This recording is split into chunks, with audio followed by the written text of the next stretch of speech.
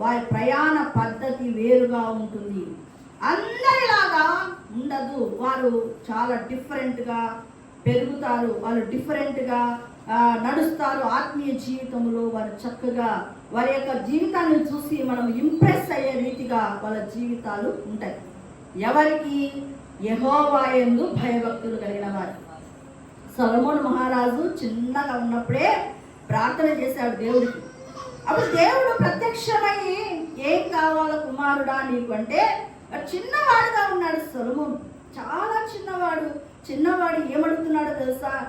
నాకు ఐశ్వర్యం కావాలా, నాకు ఘనత కావాలా, నాకు ఇది రాజ్యం కావాలా, ఆ రాజ్యము కావాలా అని అడగడంలే.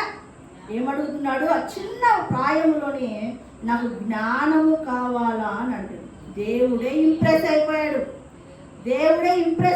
సొలొమోను యొక్క అడిగిన విధానానికి.